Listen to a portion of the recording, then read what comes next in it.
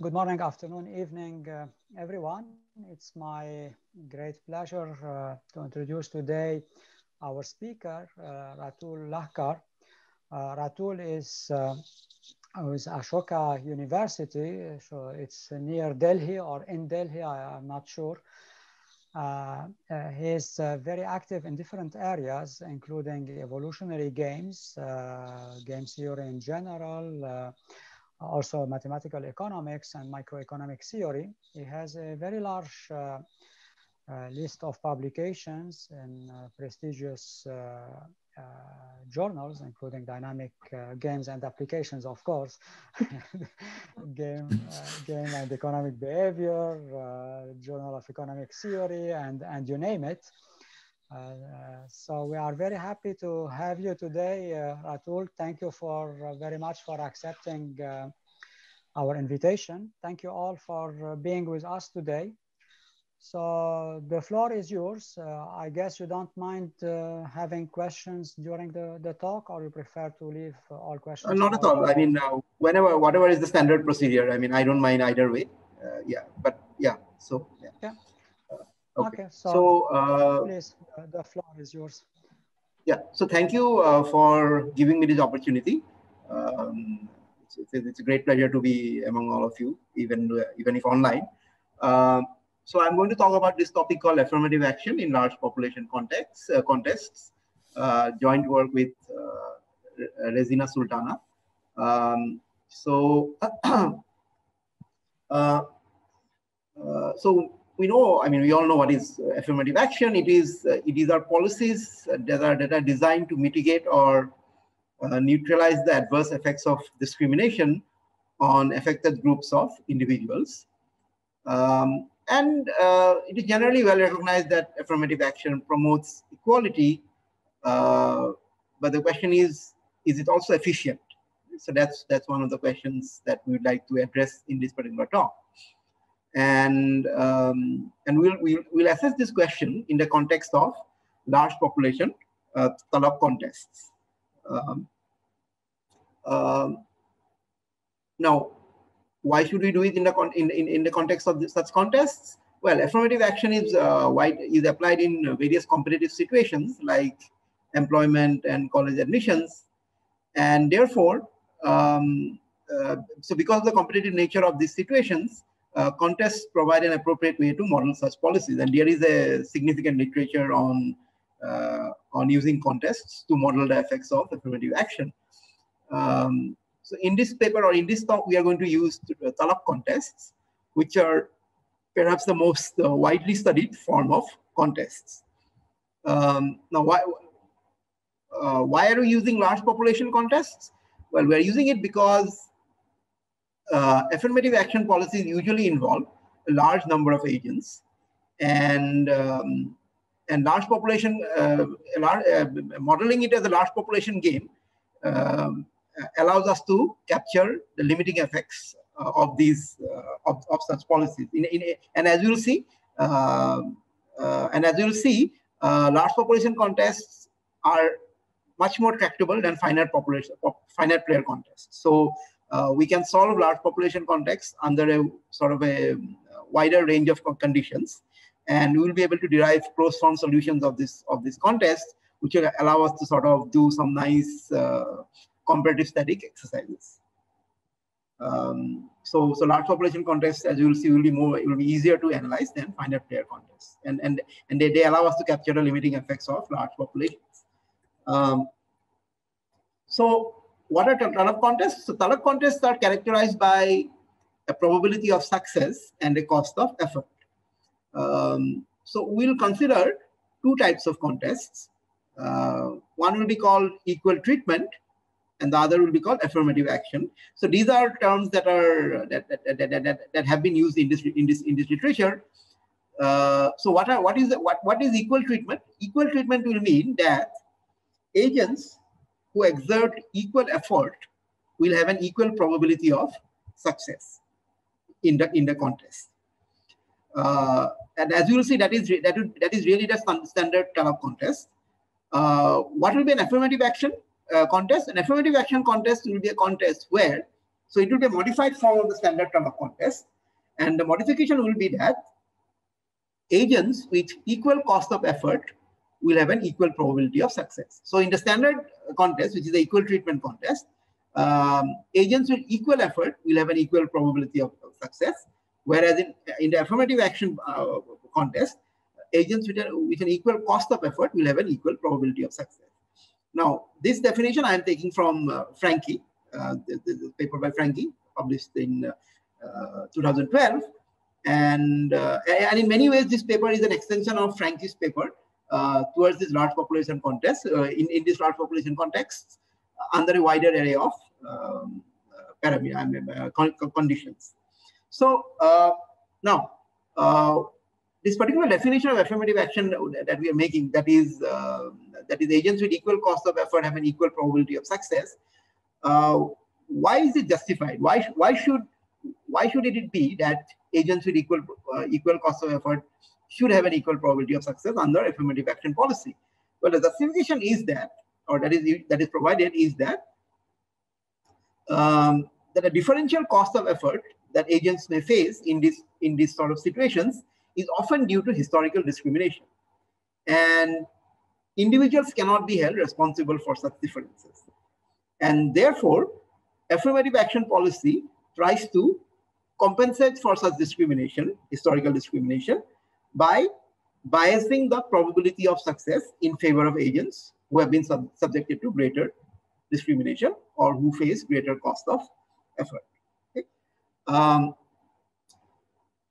So our main results in this paper, which we'll talk about in more detail later on, is that affirmative action will achieve perfect equality in large population contests, talak contests, and moreover, we'll see that there is no loss of efficiency due to affirmative action. Right? Now, what exactly do we mean by efficiency and equality here? So, by equality, we mean that all agents will receive same equilibrium payoff under both under affirmative action, right? Which will not be the case under equal treatment. Equal treatment will lead to unequal distribution of payoffs. And what do we mean by efficiency? By efficiency, we will mean that in equilibrium, the aggregate payoff in society will be equal under both equal treatment and affirmative action. Okay, so our broad conclusion will be that that in the large population contest, affirmative action will promote equality. In fact, will achieve perfect equality in this idealized contest without any loss of efficiency. Now, these results will be sort of we'll derive them in a large population context. Of course, the criticism might be that this is an idealized result. I mean, in the real world, I mean, every population is finite. So how valid are these results in a real world situation? Well, we can't answer that analytically because solving finite player contests under general conditions that we'll have is difficult. But what we'll do is we'll provide some numerical solutions to show that in finite player contests, there will be some loss of efficiency due to affirmative action. But as the number of agents increase, this loss of efficiency will also become small and and go to zero. Which therefore suggests that affirmative action contributes to equality.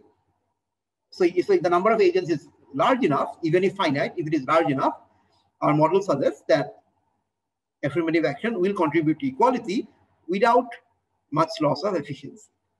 So that will be really the main lesson that we will derive, or main implication that we will derive from our analysis. So the technical part of the analysis will be based on potential games. Now, since this is supposed to be a seminar on dynamic games, I would like to stress this point that potential games have been widely used in evolutionary game theory, and so that's why I thought that although we are not going to talk too much about the dynamic aspect, because our analysis will be largely a static analysis involving some comparative static exercise, nevertheless we can also give it a dynamic interpretation by using these potential games. So what we will show is that both the contests, equal treatment and affirmative action, are potential games. And potential games, of course, have very attractive properties in evolutionary game theory. It is well known that lot of evolutionary dynamics, the standard evolutionary dynamics, converge to Nash equilibrium in potential games, and this was established by Bill Sandom. I mean, one of the landmark papers, the most well-known papers of Bill Sandom, was this paper on potential games, published in 2001, and a few years ago, I and another student of his, we extended that paper of Bill Sandom to games with continuous strategy sets, and this particular paper will be a game with continuous strategy sets. So that's why that extension will be relevant. So and therefore, what this implies, I mean, beyond the static characterization of Nash equilibrium or equilibrium in this context, this also implies that once a social planner implements an affirmative action policy, convergence to the equilibrium of that policy, or the equilibrium of the context created by that policy, which is the equilibrium where there is perfect equality and no loss of efficiency, that is assured. Okay? So the planner doesn't really have to monitor the behavior of agents. The planner can just implement, just bring in the policy and be assured that there will be convergence to the equilibrium. All right. So before getting into the large population analysis, let me just briefly introduce finite player trade-off contests. So in a finite player trade-off contest, let's say that there are n players who contest over a prize of value v, right? And let's say player i's effort is denoted as xi, and the cost of effort for player I is ci xi. Then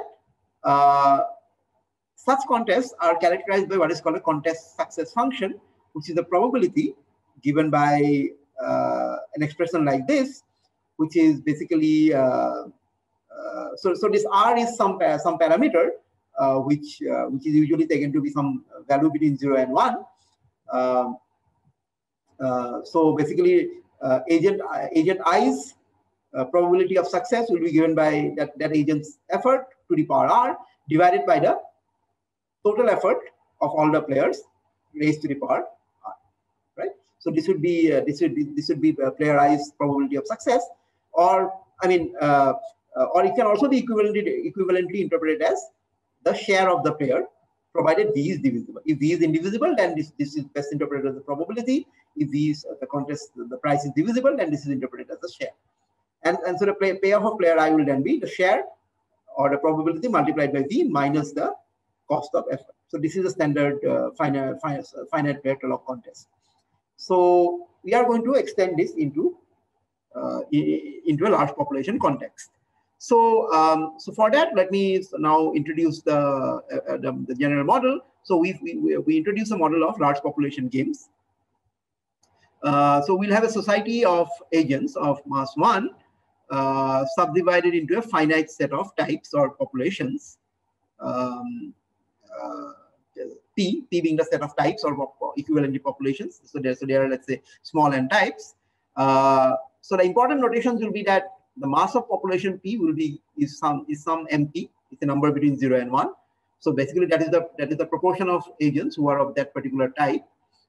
And so this M1 to Mn is that we'll call it the type distribution.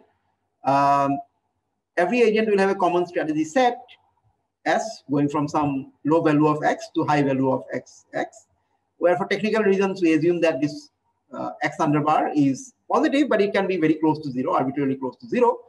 And X upper bar is finite, but it can be arbitrarily large. So because the strategy set is continuous, we'll need some sort of measure theoretic notation, but they largely stay in the background. They don't really play a very prominent role, at least in the talk. Okay? So what we will do is we'll use a measure called mu p to denote the state of population P.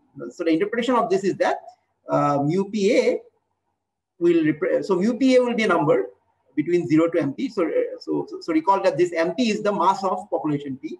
So mu PA will be a number that represents the mass of agents in population P who play strategies in set A, which is a subset of the original strategy set or the entire strategy set S.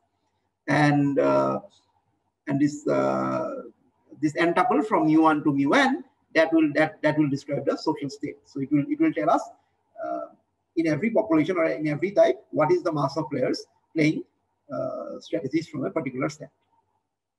So this is the general model of large population games for continuous strategy games. So we introduced something called generalized aggregative game because, as we will see, the type of contest we want to analyze will be a part of, or will be particular cases of this class of games, which we are calling generalized aggregative games. So so we introduced this function called a strategy effectiveness function, which is phi of px. So x, so suppose so x will of course be interpreted as the effort. Phi of ps will tell us. So we'll give particular forms to phi of px depending on the contest that we want to analyze. So it will tell us how effective a player strategy is. We then introduce something called a generalized aggregate strategy in the society at the social state mu, right, given by this particular integral. So so it's basically the integral of phi or phi with respect to the measure mu summed up over all the types. We'll then define what is called what we call a generalized aggregative game F, in which the payoff to an agent of type P playing strategy X at the social state mu is given by this particular expression, which is phi of px multiplied by beta. Beta is a function of this generalized aggregate strategy minus the cost of effort. Now the reason, so we are calling it an aggregative game because aggregative games are games in which the payoff of a player depends upon the player's own strategy and the aggregate strategy level, or and the aggregate strategy level in the population. Now suppose this phi of px has been just x, right? In that case, this a mu would just have been the aggregate strategy level in the population, right?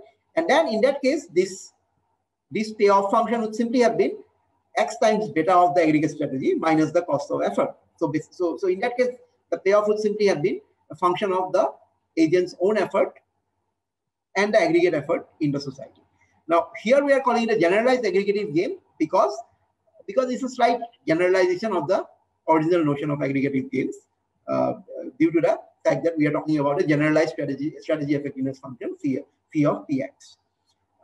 So we are going to make some assumptions on phi and the cost functions and beta. So we'll assume that phi is concave and the cost functions are convex, and this beta is strictly decreasing. And we'll also assume that if phi is linear, then Cp is strictly convex. So this last assumption is required to ensure that we get a unique Nash equilibrium and all that. So now what we are going to do is we are now going to define the large population Tullock contests under equal treatment and affirmative action. So so first we talk about the equal treatment or the standard Tullock contest. So let X, the strategy X, be effort, and think of now the generalized strategy effectiveness. What do we call it? The strategy effectiveness function to be x to the power r. And suppose the cost function takes this particular form, kp times x to the power gamma, and we make these particular assumptions on r and gamma due to reflecting these particular assumptions that we had made earlier on phi and this cost function. So we'll assume that r is less than 1, gamma is greater than 1, and if r is equal to 1, then gamma is strictly greater than 1. So basically, the strategy effectiveness function is concave and the cost function is convex, and both of them cannot be linear. We applied the earlier definition of the generalized aggregate strategy, and that takes this particular form due to the form of the phi function. And then we define the large population Tullock contest, the standard contest, as taking this particular form. So, so in this case, this mu, as I said earlier, so this is the generalized aggregate strategy level.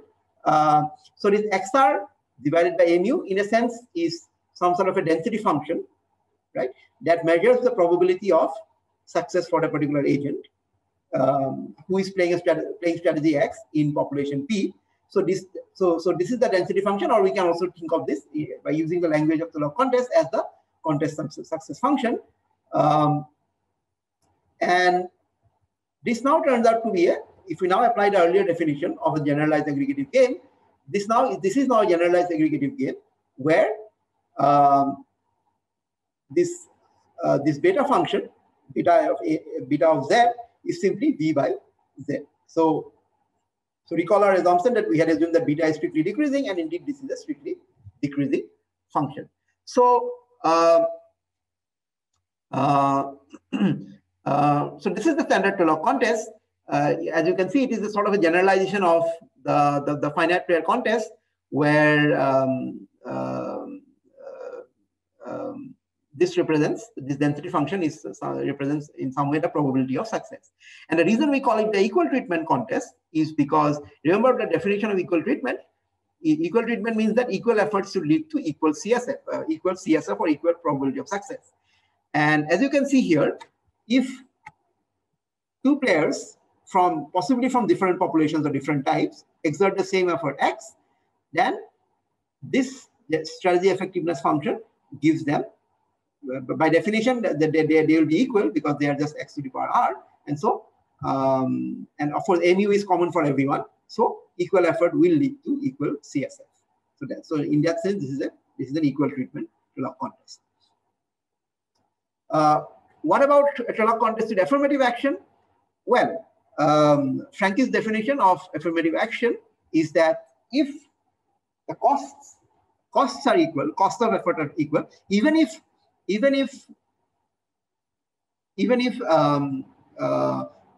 effort levels are different, it is still possible that cost levels are same because the cost functions are different across types. Then the CSF of such agents should be equal, or equivalently, the strategy effectiveness functions should be equal. And the justification or the moral justification comes from the intuition that two individuals who incur equal disability or equal cost of effort should deserve equal reward. So this would require us to modify the CSF of the original Tulloch contest such that this particular condition is satisfied, that equal cost would lead to equal probability of success or equal strategy effectiveness functions. So a little bit of simple algebra tells us that the way to modify that would be that so let's suppose that so let's postulate that the strategy effectiveness function takes the form some RP x to the power r. Under equal treatment, RP is just 1, okay? But here RP might differ, right? And it turns out, using a little bit of algebra and using the particular form of the cost function that we have assumed, that if we set RP equal to Kp r to the power gamma, Kp to the power r by gamma, sorry, then it turns out that if two agents have the same cost of effort, then their strategy effectiveness functions or their CSS will also be equal, right? And so the affirmative action contest takes this particular form, so that the payoff of a player who plays strategy X and belongs to type P, right, takes this particular form. So maybe I should have said this before, but this is an obvious point. So the type here arises from the fact that the cost functions are different across different players, across different types of players. So the cost function of type P player is Kpx to the power gamma. In the original Tulloch contest, that was the only distinction. That was the only distinction across types. This Kp parameter, and higher Kp means higher cost of effort, or if we take the interpretation of the affirmative action literature, it means that those agents have been subjected to higher levels of discrimination, and that's why their cost of effort is higher. So, what therefore this does is, yes. If I may interrupt, yeah. what would be now the interpretation of this Kp to the power r divided by gamma? Yes. So basically, I mean, it's difficult to give an exact interpretation, but the intuition here is that because these agents, if KP is high, these agents have a higher level of sort of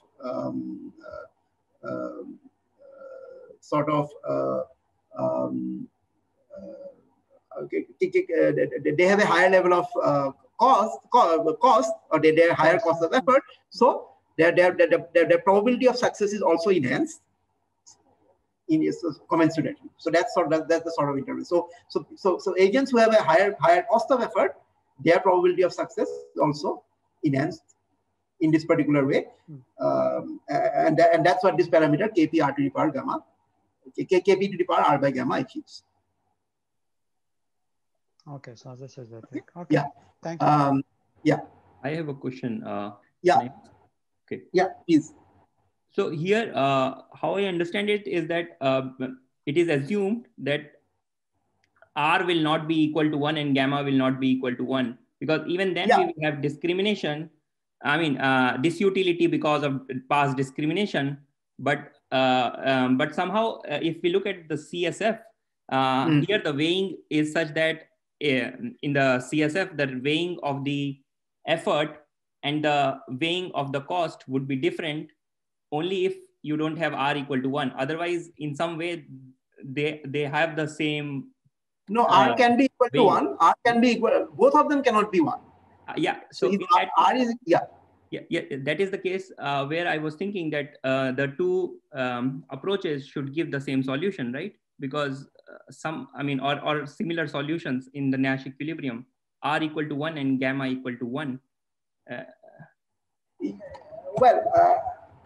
Actually, if R equal to 1 and gamma equal to 1, we don't, I mean, while I don't really get into that in this talk, I mean, we can show that in that case, we will not even have a unique equilibrium. There will be sort of a convex set of Nash equilibrium, and the analysis of that case becomes quite complex. Okay. It's in the paper, but that's not a very interesting case. In fact, in that case, equilibrium payoffs become close to 0 or almost 0. So it's not a very interesting case. Yeah. So that's why we assume that both of them are not 1. Okay. Thank you. Thank you very much. Yeah. So okay. So therefore, this is the affirmative action contest, and this is also a generalized aggregative game with strategy effectiveness function given by this particular form, and this beta function again taking the form b by mu. But of course, here the definition of mu takes into account the fact that the strategy effectiveness functions are now weighted with this Kp to the power r by gamma parameter. Right? So anyway, so these are the two contests that we have. On the one hand, the equal treatment contest, and on the other hand, the affirmative action contest. Right. So now let's start. We'll sort of start analyzing these games, and we'll use the fact now that these are potential games, right? So potential games in a large population contexts are defined as games. So a population game F, capital F, is a potential game if there exists. Okay, so let's ignore all this pressure differentiability and all that. So these are some technical issues that arise because we are in a continuous strategy game. But so we'll just ignore that. But the basic idea here is that there should be a function, a real values function small f, such that the gradient of that small f function equals the capital F, the payoffs of the gradient of the small f function equals the payoffs in the original game. Right? So if we can find such a function small f, then we say that that particular function small f is the potential function, and the game capital F is a potential game, right? So intuitively, I mean, this intuition is more accurate in the case of finite strategy games, games with a finite strategy, but you can apply it here also. So basically, if we take the partial derivatives of the small f function, right, we should get back the payoffs of the original game. So that's really the one way to think of a potential game. And it turns out that our original definition of the generalized aggregative game F, it is a potential game with potential function given by this particular expression. Now, there's really, I mean, there's no good, I mean, at least I don't have any good intuition behind this function, except that it satisfies the definition in the sense that if we take the gradient of these functions, right, or the partial derivatives of these functions, we will get back the original payoffs of the game, right? So, so it works in a mathematical sense. We'll use this potential function and apply them to the two contests that we have, because both the contests, as we have seen, are examples of generalized aggregative games. So, so it turns out that, I mean, this looks quite messy, but basically we are just using this function, this particular function, and replacing all these phi and beta and c, the cost functions, using the particular forms that we have, that we have introduced for the two contests. So the contest with equal treatment f is a generalized aggregative game, or generalized aggregative potential game with this particular potential function. Again, just simple replacement. So again, there's no good intuition behind this, except that it works mathematically. And similarly, the contest with affirmative action f hat is also a generalized aggregative potential game with this particular potential function. Now, by itself, this may not be that interesting. I mean, why should you care whether it's a potential game or not? Well, we care because, as is well known in this literature on evolutionary game theory, that potential games also have, not only does it have attractive evolutionary properties, the potential function itself allows us to calculate the Nash equilibrium of such games, right? And it becomes even more convenient if the potential function is concave, right? In fact, we can show that these potential functions that we have calculated or we have defined, these are concave functions, okay? Concave in mu, which means that we can characterize the Nash equilibria, or the entire set of Nash equilibria of these games simply by maximizing these potential functions, right? But that doesn't itself resolve the problem, because how do we actually maximize this function? Because this function is not defined over real numbers; they are defined on an abstract measure space, and at least I don't know how to directly maximize such a function on that abstract measure space. So it turns out that there's an easy way to do that, and that arises because of the fact that these are aggregative games. So what we will do is we introduce something called a quasi-potential function, right? Which is defined.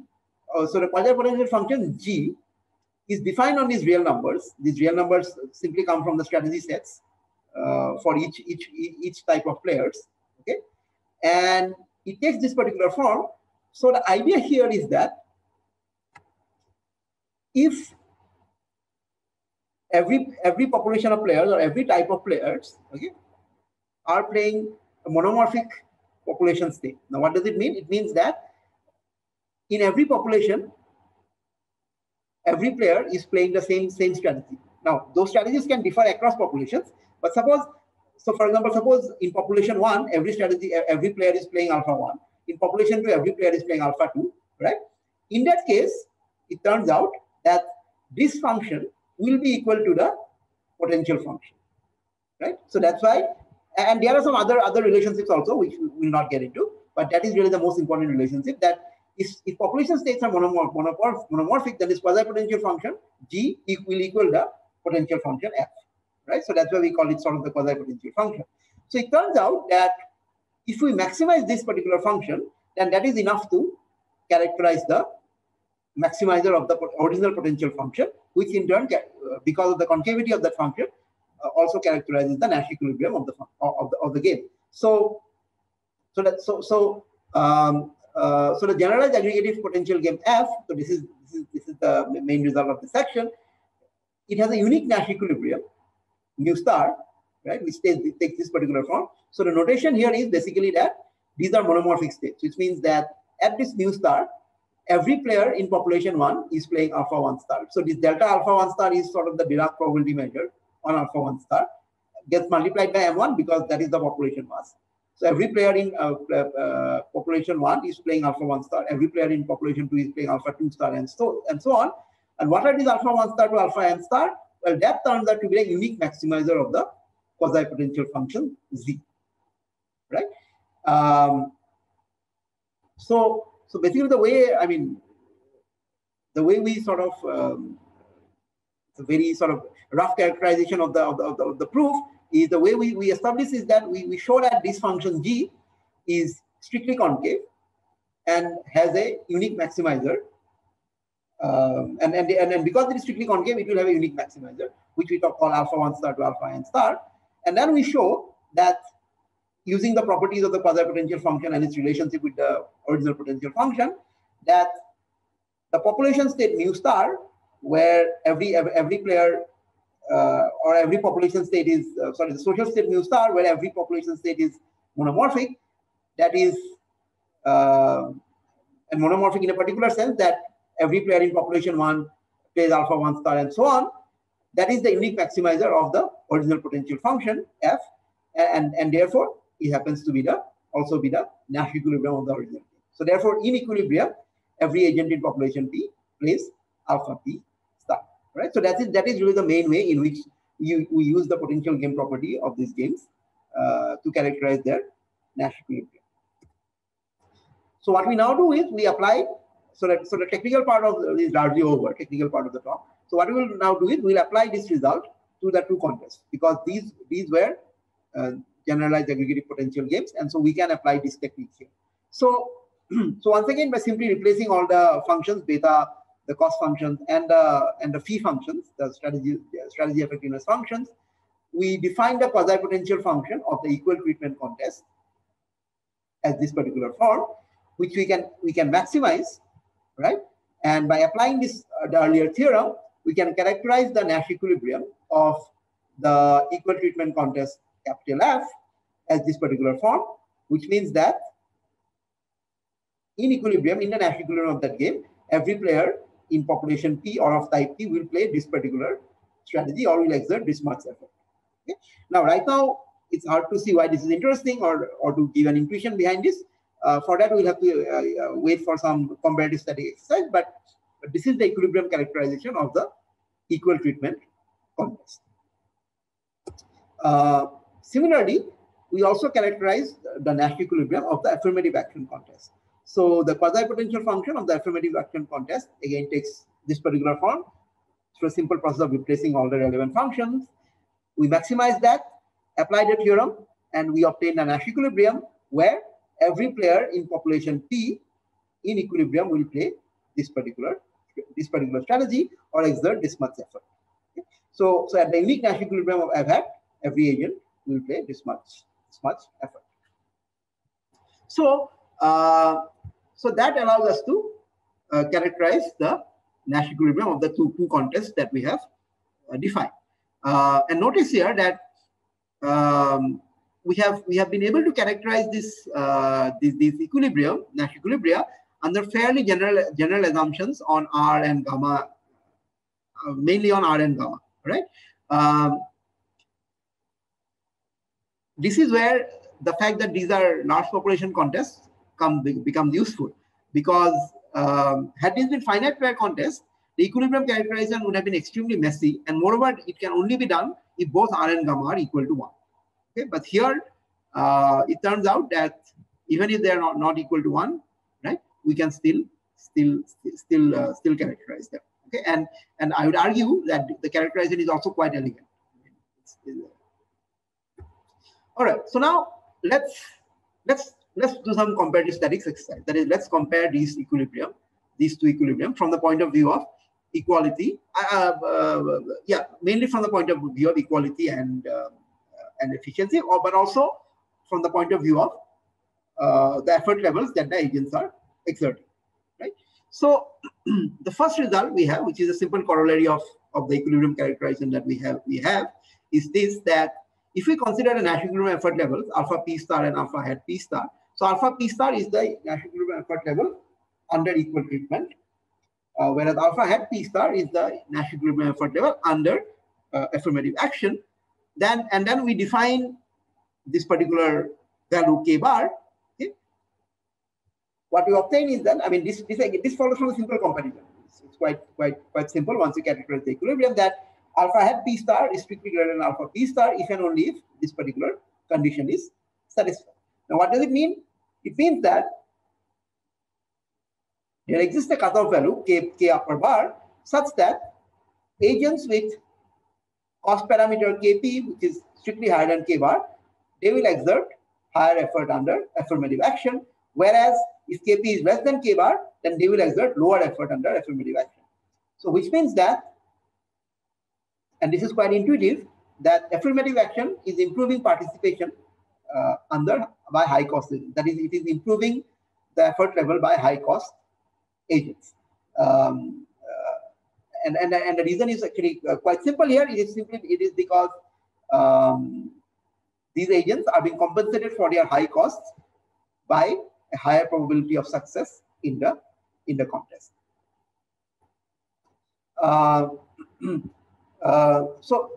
So now this is sort of once we derive the equilibrium, this is actually quite easy to establish. The reason it is sort of interesting is that many a times affirmative action is sort of favored by planners in order to improve effort or participation in a particular competitive situation by agents who have historically not been well represented in that particular situation. For example, say employment in government service or the civil service, right? In many countries, including India, there are these affirmative action policies that seeks to improve representation by people who are from historically discriminated groups. Okay? And a way to do that would be to ensure that they participate in this particular competitive situation with greater effort, right? Because only then can their representation be improved, or can there be any hope of improving their representation. And this model is showing that that when this sort of policies being introduced, they are able to improve participation by these high cost agents. Now let's look at, or let's compare these two contests from the point of view of equality. So what we are going to do is, we are going to use these Nash equilibrium effort levels to calculate the payoffs that the agents receive at the Nash equilibrium. So again, once we calculate the equilibrium, calculating these equilibrium payoffs is again quite easy. You simply replace the equilibrium efforts into the original payoff functions, and what we get is that the equilibrium payoff under equal treatment takes this particular form. Okay, whereas the equilibrium payoff under affirmative action takes this particular form.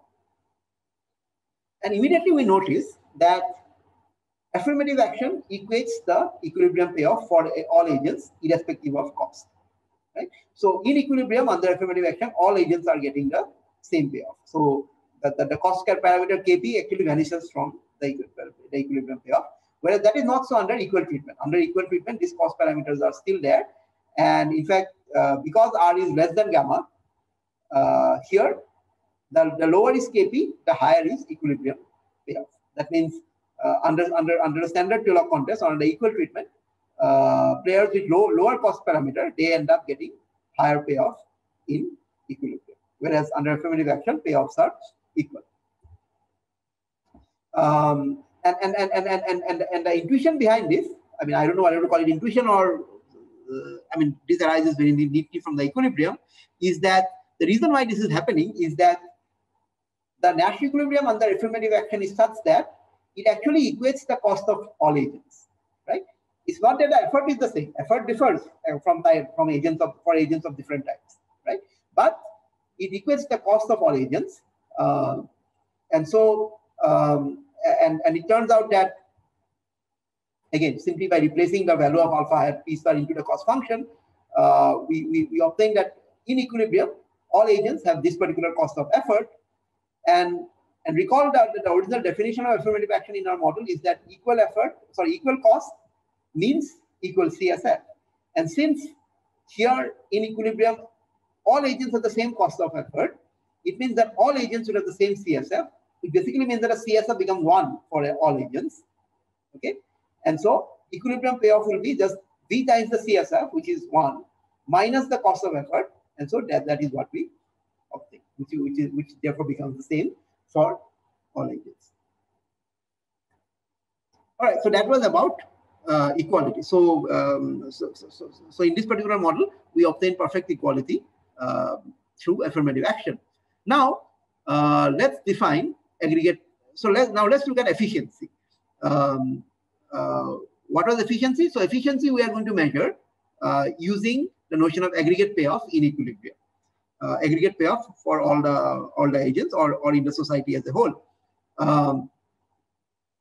So the definition of aggregate payoff in a large population game is simply this, that we just take all the payoffs of all the agents in the society, we just add them up for all agents and across all types, and we get the aggregate payoff. Now it turns out that in the two contests that we have, F and FF, that is the equal treatment and affirmative action, the aggregate payoff at a particular social state mu will always be the same, because the cost of effort, the aggregate cost of effort will be the same. That doesn't change with whether it's equal treatment or affirmative action. That will always be the same. This phi and A's, they do differ, but they add up to 1, right? They add up to 1. So basically, that means that if we have the same state mu under the two contests, then the aggregate payoff will be the same. It will simply be V minus the aggregate cost. But that is true only if the state is the same. But our comparison will be at different states. Why? Because we are going to compare the equilibrium aggregate payoffs F bar mu star and F hat bar mu hat star. Now mu star and mu hat star, they are not equal. Okay, so mu star was the equilibrium under equal treatment, and mu hat star is the equilibrium, Nash equilibrium under affirmative action. They are not equal, and therefore it is possible, and because they are not equal, it is possible that these aggregate payoffs will differ, and they need not be the same. So therefore, what we will do is we will say that whichever contest generates the higher equilibrium aggregate payoff, that is the more efficient contest. That's how we will sort of define efficiency here. Now it turns out that even though the two contests, so the two Nash equilibria are different, they're not the same, right? Despite that, we find that the aggregate payoff in equilibrium turns out to be exactly same. Okay, it takes this particular form, and so which means that both contests are equally efficient in equilibrium. That means both of them generate the same level of aggregate payoff. Okay.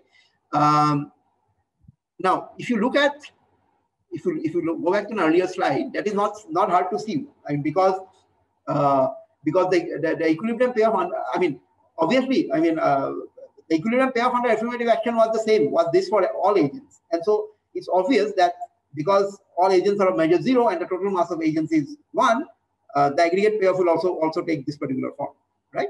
Under equal treatment, payoffs and individual payoffs are not the same, but because of the particular form of these equilibrium payoffs, if you add up across all agents and across all times, this ratio will add up to 1, and so we will be left with only this part as the equilibrium of the aggregate payoff in equilibrium. Another way to sort of get an intuition of this is that it turns out that although the two states are different, that is, the two equilibrium are different, it turns out that the equilibrium are such that the aggregate cost of effort turns out to be the same. Okay, and so and it turns out to be this particular form, and so and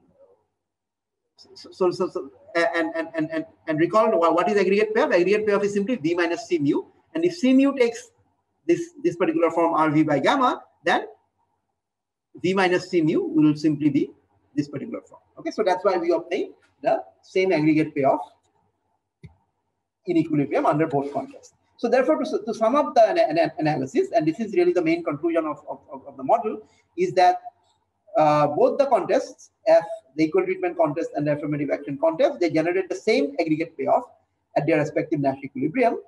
And so therefore, the two contests are equally efficient. But unlike equal treatment, FAT, that is affirmative action, it generates a perfectly equal distribution of payoffs at its Nash equilibrium. So therefore, the affirmative action contest FAT induces a perfectly equal equilibrium outcome without any loss of efficiency. Okay? So that is the main conclusion we derive from the model. Now, of course, I mean, it's natural to ask that what is the real world value of this result, because in the real world, no contest or no competitive situation or no affirmative action policy involves a continuum of agents or a continuum population where each agent is a measure zero. Ultimately, all populations are finite, even if they are large. So therefore, can we relate this result to finite pair contests? Well, that is difficult to do so analytically, because as I mentioned earlier, finite pair two-log contests cannot be analytically solved unless we make specific assumptions about these R and gamma and all that. What we do is we do provide some numerical solutions. I mean, they're not very extensive solutions, but they do sort of suggest one way in which we can relate our result to this finite pair contest. So what we do is we look at a small finite pair contest with three types of agents, okay, or three types of three cost parameters, K1, K2, and K3. And we are going to assume these parameter values, V is 10, that is the value of the price they are contesting, R is 0.5, and gamma is 1. And we'll denote Ni as the number of players of type I. And so we sort of give a small sample of these numerical estimates. So here we have a situation where there are two players in each type. Here we have a situation where there are 3 players, and here we have a situation where there are 4 players. All these are different finite pair contests, and we can, even though we cannot characterize it analytically, we can numerically compute Nash equilibrium for these contests, and we can sort of solve. We can compute the aggregate payoff at this Nash equilibrium under both equal treatment and affirmative action. So this pi bar star is the aggregate payoff in the Nash equilibrium under equal treatment, whereas pi hat bar star is the corresponding value under affirmative action. Now, what we see here is that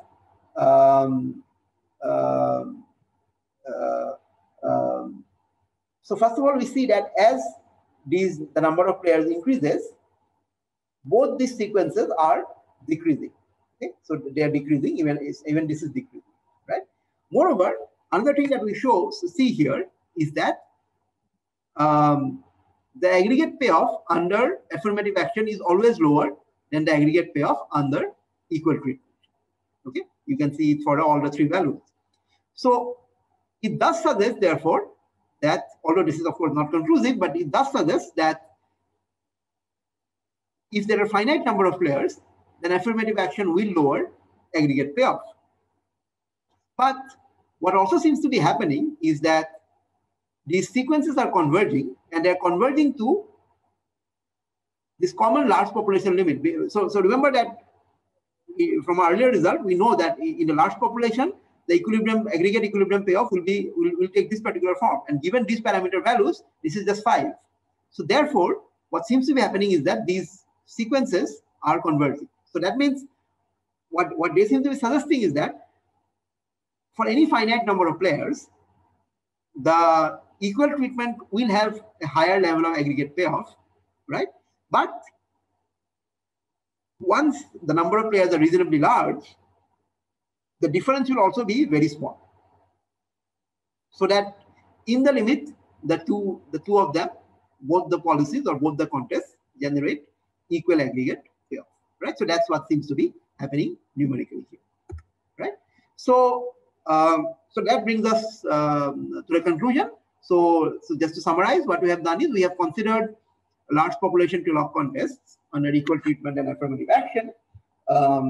we have analyzed these games as potential games and characterized their unique Nash equilibrium. What we have seen is that affirmative action in a large population context ensures perfect equality in equilibrium. And moreover, such equality is achieved without any loss of efficiency. And so equilibrium aggregate payoffs under, what this means is that equilibrium aggregate payoffs under equal treatment and affirmative action are identical. Numerical sort of solutions show that finite player contests do show a loss of efficiency due to affirmative action, but that loss becomes small when the number of agents are large, right? So with that, I conclude. Thank you. I'll be happy to take any questions that there might be.